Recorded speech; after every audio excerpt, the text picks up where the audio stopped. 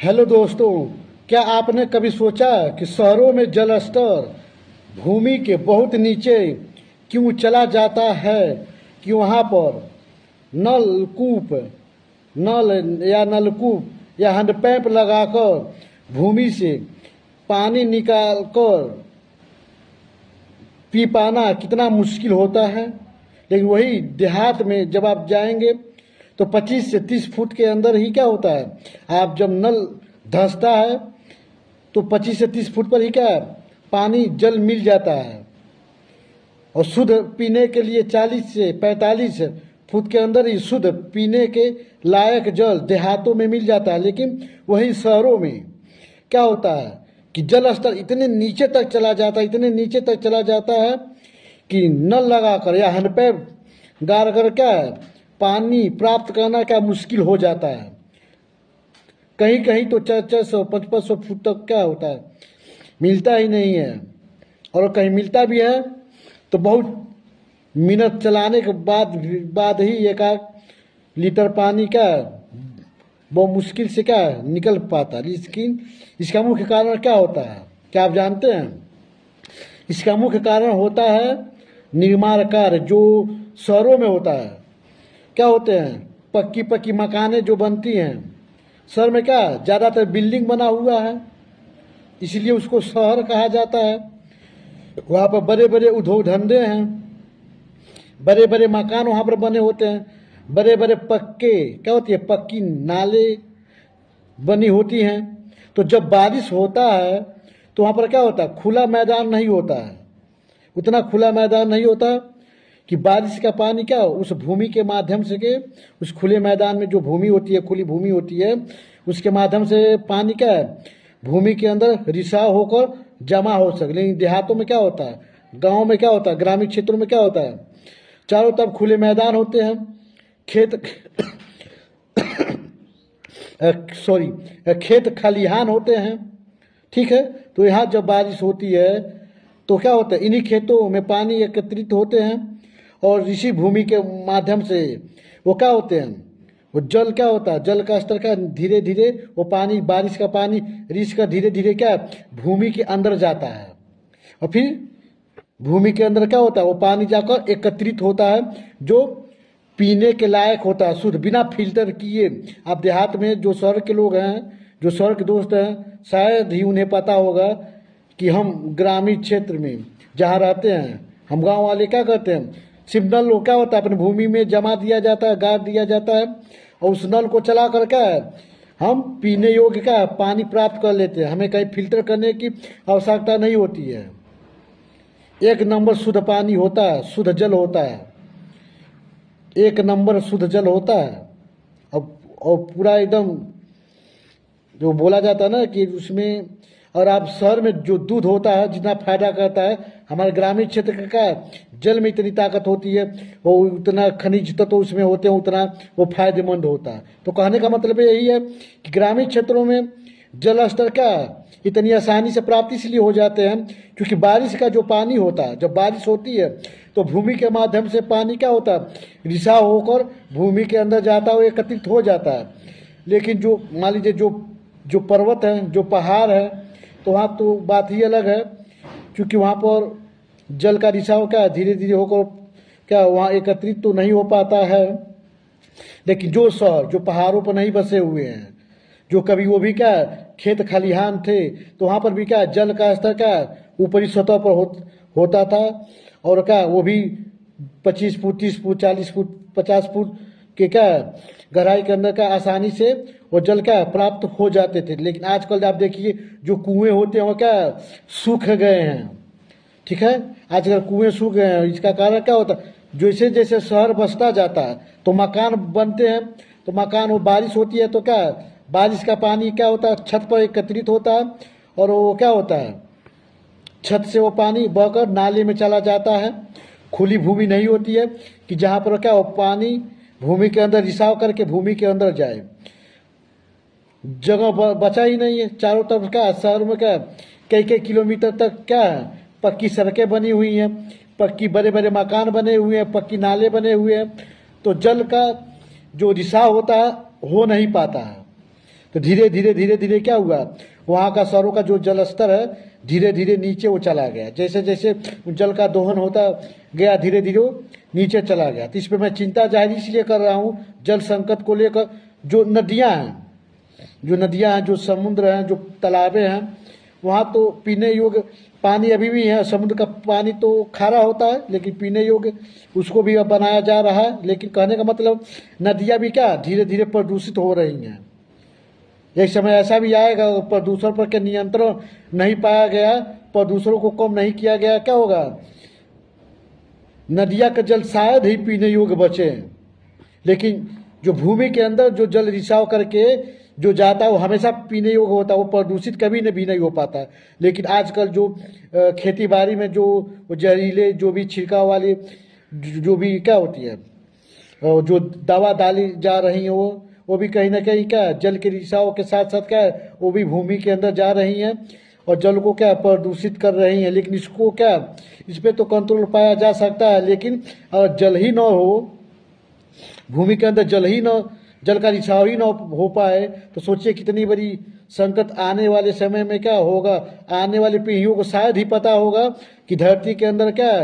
नल गाड़ कर क्या पानी निकाल कर क्या एक समय था पिया जाता था। उन्हें पता ही नहीं होगा कि हैंडपैप क्या होता है, नल क्या होता है या नलकूप क्या होता है। ठीक है, जो पंप सेट जो होते हैं जल गड़वा लेते हैं, पानी निकल कर सिंचाई काम कर दिया जा रहा है। लेकिन इसीलिए यहाँ पर आसानी होती है ग्रामीण क्षेत्रों में। जैसा कि मैंने बताया, बारिश होती है, जल खेतों में आते हैं। जल क्या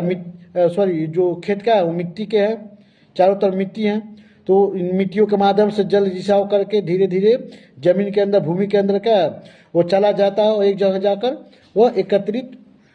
हो जाता है। लेकिन शहरों में क्या है, अब चारों तरफ क्या बड़े बड़े बिल्डिंगें हैं, तो जल का रिसाव हो नहीं पाता है, जिसके कारण क्या वहाँ का जल स्तर क्या बहुत काफ़ी नीचे चला गया है, बहुत काफ़ी। वहाँ पर क्या नल से आप पानी नल गाड़ कर पानी आप निकाल ही नहीं पाएंगे। लेकिन अगर यही चीज़ का इसी बात को लेकर मैं ये इस बात की चिंता व्यक्त कर रहा हूँ कि सरकार को एक गाइडलाइन जारी करना चाहिए कि कोई भी व्यक्ति अगर मकान बनवाता है, ठीक है, तो क्या है कुछ भूमि जैसे मान लीजिए कि 10 बाई 10 का ही ले लीजिए या 10 बाई 10 का ले लीजिए या 20 बाई 20 का, या मान लीजिए जिसके पास ज़मीन हो और उतना न हो फिर भी क्या 5 बाई 5 का ही ले लीजिए। इतना क्या एक कुएं की भांति क्या करे अपने मकान के साथ साथ वो क्या करे मकान के जस्ट सतह ही क्या करे वो चारों तरफ से क्या करे एक जैसे एक कुएं की भांति क्या करे वो एक दीवार का निर्माण करे, दीवार, और उसमें क्या छत पे जो जितने भी पानी एकत्रित होते हैं उन पानियों को क्या करे पाइप से जोड़े कि बरसात का पानी क्या हो वहाँ पर उसमें एकत्रित हो और बाकी जो ओवर जो हो जाए वो बह कर चला जाए। और नीचे क्या हो कच्ची हो पक्की ना हो, कच्ची हो रखे ताकि उसके अंदर जो भी रिसा हुआ पानी आए वो क्या करे भूमि के अंदर चला जाए। कहने का मतलब है कि उस चारदीवारी के अंदर क्या है जो बनाया जाए उसमें जो भी बरसात का पानी आए छत के माध्यम से वो क्या हो वो एक समय सोख कर वो मिट्टी के माध्यम से मिट्टी उन पानियों को सोखे और वो जल का रिसाव कर करके वो भूमि के अंदर वो जाने लगे। बाकी छोटे बच्चे उसमें न गिर जाएं तो क्या ऊपर जालीनुमा वो क्या करे अपना बना ले, ठीक है, वो टंकी उसको बना कर एकदम सील कर दे। बाकी छत का पानी क्या है उसमें जाने लायक उतना होल छोड़ दे कि पानी उसमें वो चला गया, ठीक है, और उस पर क्या वो रिसाव कर करके भूमि के अंदर पानी जाए ताकि भूमि के अंदर क्या है जल की कमी न हो और जल का स्तर क्या है नीचे न भागे। नहीं तो क्या होगा धीरे धीरे जैसे आबादी बढ़ती जा रही है, जनसंख्या बढ़ता जा रहा है, एक समय ऐसा भी आएगा क्या होगा ग्रामीण क्षेत्रों में भी क्या होगा जल का स्तर धीरे धीरे क्या होगा कम होता चला जाएगा। और यही काम अगर शुरुआत में शहरों में किया गया होता कि शहरों में जो भी बिल्डिंगें बन रही हैं, ठीक है, तो जल बन रही हैं, छत बन गया तो छत के पानी को क्या और वो छत ना हो भूमि न बना होता उस भूमि पर कहने का मतलब उस भूमि पर मकान न बना होता तो क्या खुला भूमि होता तो बरसात का पानी आता तो उस भूमि के माध्यम से वो रिसाव करके क्या भूमि के अंदर वो जला चला जाता और भूमि के अंदर वो जल क्या होता एकत्रित हो जाता। तो अब चूंकि पक्का बन गया अब छत पर पानी आता है अब नीचे भूमि बची नहीं तो पानी सीधे नाले में जाकर वो बह जाता, कहीं और चला जाता है। तो इस हिसाब से क्या है, जल का स्तर क्या है, धीरे धीरे वो नीचे भागता चला जाता है। ठीक है, तो अब जब ऐसा मकान का निर्माण किया जाए कि उस मकान से सतह नीचे क्या है, ऐसी टंकी बना दिया जाए, वो टंकी कच्ची हो, नीचे क्या है उसका फर्श कच्ची हो, बाकी चारों ओर से क्या है दीवार आप घेर कर आप इस हिसाब से बना सकते हैं कि कुछ पानी क्या हो, जब बारिश हो तो उस बारिश का पानी इस चार दीवारी के अंदर है, चाहे इस टंकी के अंदर है, और जब इस नीचे का जो फर्श है कच्चा रहेगा तो इसके माध्यम से क्या, इस मिट्टी के माध्यम से रिसाव कर करके क्या होगा, वो बरसात का पानी भूमि के अंदर चला जाएगा, और इस हिसाब से क्या जल स्तर कभी क्या होगा, डाउन नहीं होगा। कहने का मतलब क्या है, जल स्तर कभी गिरेगा नहीं, और पीने के पानी इस भूमि के अंदर क्या हमेशा सुरक्षित रहेगी और शुद्ध भी रहेगी। ठीक है,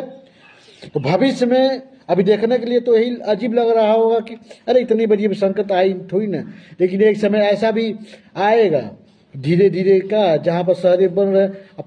पानी भी तो खरीदना पड़ रहा है ना, जो शहरों में क्या पानी इतनी आसानी से मिलती नहीं है, शुद्ध पानी क्या इतनी आसानी से मिलती नहीं है। हमारे ग्रामीण क्षेत्र में आप चले जाइए, कहीं भी आप नल दिखा, हैंडपैप देखा, आप उसको चलाकर पीने के पानी आप भर लेते हैं, एकदम क्या होता है, एकदम ठंडा भी होता है, शुद्ध भी होता है, और पीने योग्य होता है, वह पीने योग्य तो होता ही है। लेकिन शहरों में क्या नहीं, आपको पानी का बोतल क्या खरीदना पड़ेगा, कहीं अब नल चला कर क्या उतना आप पानी प्राप्त आसानी से नहीं कर पाते हैं। तो कहने का मतलब सरकार क्या ऐसा गाइडलाइन जारी करे कि मान लीजिए आज जहाँ खेती बाड़ी हो रही है, कल को वहाँ क्या मकान आ जाएगा, फिर वो क्या धीरे धीरे क्या होगा, नगर बसेगा, कस्बा बसेगा, नगर बसेगा, क्या हो शहर बस जाएगा, फिर वहाँ का भी जल स्तर क्या होगा, धीरे धीरे वो कम होता चला जाएगा। तो बरसात का पानी कहाँ जाएगा, बरसात का पानी डायरेक्ट नदियों में ही जाएगा, तो नदियों का जल स्तर क्या है, वो नदियों का जल स्तर भी बढ़ेगा। दोस्तों आप कल्पना कीजिए, जितनी पानी क्या खेतों में बारिश होती है,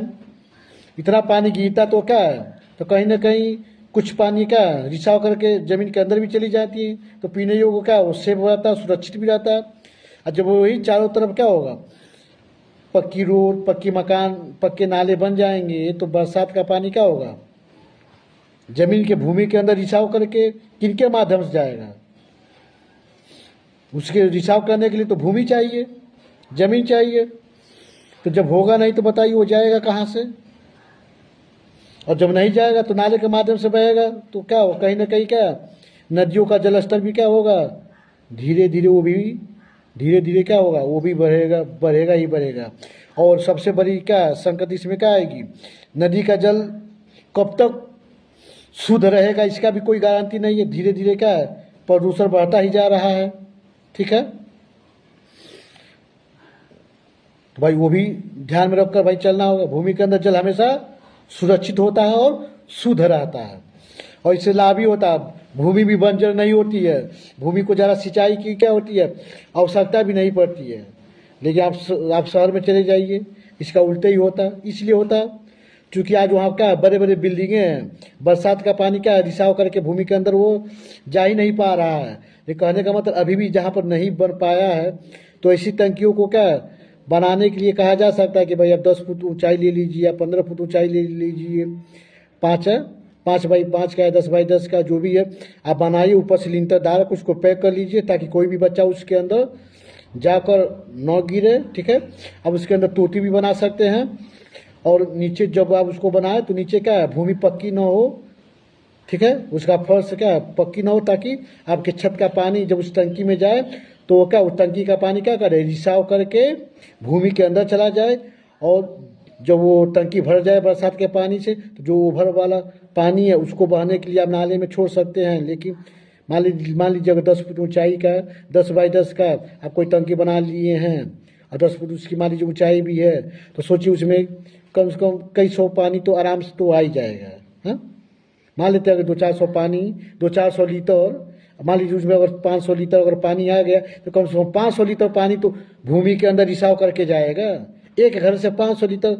पानी रिसाव करके जाएगा, तो सोचिए कितना जाएगा, और रिसाव कर धीरे धीरे वो भूमि क्या करेगा सोखता जाएगा, अंदर चल जाता जाएगा, तो पानी सुरक्षित होगी ना भूमि के अंदर, तो भूमि का जल स्तर क्या होगा बना रहेगा, भगेगा नहीं। जैसे भूमि के अंदर क्या होता है, जलस्तर काफ़ी नीचे चला जाता है तो जलस्तर क्या होती है, उसकी दूरी बहुत काफ़ी हो जाती है, तो क्या होता है जल्दी, तो पानी की क्या होता है, तो वो भूमि क्या होती है जल्दी जल्दी जल्दी पानी सोखती है, तो फिर वो भूमि सिंचाई में क्या है ज़्यादा पानी मांगने लगती है। तो कहने का मतलब ऐसा होना चाहिए कि पानी को क्या एकत्रित करने के लिए क्या मकान के साथ साथ कुछ क्या निर्देश सरकार के माध्यम से होना चाहिए, टाउन एरिया के माध्यम से होना चाहिए, ठीक है, नगर निगम के माध्यम से होना चाहिए कि आप मकान बनवा रहे हैं तो बगल में आप छत में डाले हैं तो कम से कम बरसात का पानी जब आपके छत पर आए तो उस छत को पानी को क्या भूमि के अंदर रिसाव करके जाने के लिए क्या आपको एक टंकी बनाना पड़ेगा, फर्स्ट आपको कच्चा रखना पड़ेगा, ठीक है, ताकि वो पानी उसके अंदर रिसाव करके चला जाए। कम से कम क्या ये आपकी जिम्मेदारी है, क्योंकि जल पर सभी का अधिकार है और आप बना रहे हैं तो कहीं ना कहीं क्या जल को भूमि के अंदर भी आप क्या जाने से आप रोक देते हैं, ठीक है। तो ऐसा नहीं होना चाहिए। आज ये मत सोचिए कि आज मकान बहुत कम है तो समस्या नहीं हो सकता है कि भविष्य में चारों तरफ जब मकान होंगी तो सोचिए जल संकट कितना बड़ी संकट हो जाएगा। तो आज से ही प्रयास जब किया जाएगा तो क्या होगा, भविष्य में इसी समस्याओं का सामना नहीं करना पड़ेगा, ठीक है। तो और वीडियो अच्छा लगे तो शेयर कीजिए और अपने विचारों को क्या साझा कीजिए कमेंट करके। और मैं सरकार से अपील करूंगा कि इसके बारे में जरूर सरकार विचार करे, एक निर्देश जारी करे, चाहे वो ग्रामीण क्षेत्र हो या शहर क्षेत्र हो, कहीं भी हो, कोई भी मकान बनाए तो बरसात का पानी क्या है छत के माध्यम से, छत से सतह को इतना जगह वो लेकर क्या करे, एक टंकी जरूर बनाए कि जो छत का पानी पर टंकी से होते हुए ओवर जब हो जाए, टंकी भर जाए तो उसको जहाँ निकलना है एक आप पाइप डाल लीजिए, उस पाइप के माध्यम से नाले में छोड़िए, लेकिन एक लेवल तक क्या एक ऊंचाई तक पानी क्या उसको भरा होना चाहिए ताकि टंकी का पानी क्या रिसाव करके भूमि के अंदर कम से कम वो जाए। जब तक भूमि कच्ची नहीं होगी क्या होगा, वो पानी रिसाव होगा ही नहीं, भूमि के अंदर वो पानी जाएगा ही नहीं जाएगा। और भूमि के अंदर ही पानी सुरक्षित होता है, ठीक है। जो धरती होती है वो एक तिजोरी होती है जो जल को क्या करती है अपने अंदर सुरक्षित रखती है और शुद्ध भी रखती है। उसको फिल्टर करके क्या है वापस जब हम नल चलाते हैं तो फिल्टर करके ही वो वापस भेजती है। वो जितने भी क्या दूषित खनिज लवण उसमें होते हैं वो क्या नीचे तली में रह जाते हैं, लेकिन वो क्या होता है शुद्ध पानी ऊपर आता है। उसी शुद्ध पानी को क्या हम ग्रामीण क्षेत्र के लोग क्या पीते हैं और बहुत क्या होता है पानी जो होता है ना बहुत शुद्ध और बहुत फायदेमंद होता है, इससे कोई नुकसान नहीं होता है। तो कहने का मतलब यही है, इसके बारे में सोचना चाहिए। जो ग्रामीण क्षेत्र है जहाँ बस जो बस मकान धीरे धीरे बनते हैं तो इतना होना चाहिए कि भाई आपको क्या छत का जो पानी है उसको एकत्रित करने के लिए करना होगा। मान लीजिए अगर कोई छत नहीं है, कोई मान लीजिए अपना वो नहीं होता है कैतरेन दारा हो, ठीक है, या झोंपड़ी छाया, तो भाई उसके लिए भी क्या है वही चीज़ की बगल में क्या है कम से कम आपको क्या 30 लीटर 40 लीटर पानी भूमि के अंदर हिसाब के करके भेजने की इतना व्यवस्था आपके पास होना चाहिए। नहीं भाई तो छोटी टंकी है भाई आपको बनाना पड़ेगा, कम से कम क्या बारिश हो तो उसका पानी क्या कम से कम उसमें जाए, ठीक है। और आपके पास कतरा है ना तो आप उस टंकी को छत पर न डालकर उस टंकी को आप खुला रख सकते हैं ताकि बारिश हो तो जो भी पानी गिरे डायरेक्ट टंकी में चला जाए, ठीक है। और बाकी आपका जो झोपड़ी है या जो भी आप कतरन डाल रहे हैं उसके माध्यम से भी क्या पानी आप उसमें गिरा सकते हैं, कम से कम एक साइड से तो जाएगा ही जाएगा। तो कहने का मतलब यही है जल को बचाने के लिए क्या प्रयास का जितने भी प्रयास हैं जितने भी तरीके हैं अभी से सोच के भाई कर लेना भाई ज़्यादा उचित हो। कल्पना कीजिए कि भूमि के अंदर क्या जल ही ना हो तो भूमि का तापमान क्या होगा धीरे धीरे बढ़ जाएगा, ठीक है। तो उससे क्या होगा, उससे नुकसान तो हो ही सकता है। भूमि के अंदर जल ना हो और जब गर्माहट होगी तो सोचिए क्या होगा गैस बनेगा तो कहीं भी ज्वालामुखी भी फट सकती है। थोड़ा अजीब लग रहा होगा। मान लीजिए जो कोयला वाली जो क्षेत्र है जहाँ पर क्या अंदर ज़्यादा चीज़ें है मान लीजिए और वहाँ पर जल ही ना हो तो कुछ ऐसी चीज़ें घटनाएं घटित से हो सकती है कि एकदम सूखा ही हो तो धीरे धीरे वो क्या होगा गर्म होगा। कुछ अंदर तो वैसी घटनाएं हो सकती हैं कि अंदर विस्फोट भी हो सकता है और जल स्तर नीचे जाने से क्या बहुत नुकसान भी होता है, ठीक है। वो मिट्टी कमज़ोर भी हो जाती है। चिपचिपा जो मिट्टी होती है ना, वो मजबूत होती है, वो क्या होती है, उसकी पकड़ बहुत अच्छी होती है। ठीक है, तो कहने का मतलब यही है। तो जल स्तर भूमि के अंदर बने रहना चाहिए, और जल स्तर को बनाने के लिए क्या है, कम से कम सरकार को क्या इस बारे में सोचना चाहिए, और आप लोगों को भी सोचना चाहिए कि सरकार भले ही निर्देश जारी करे या न करे, आपको क्या इसके बारे में सोचकर रखना चाहिए। ठीक है, धन्यवाद दोस्तों।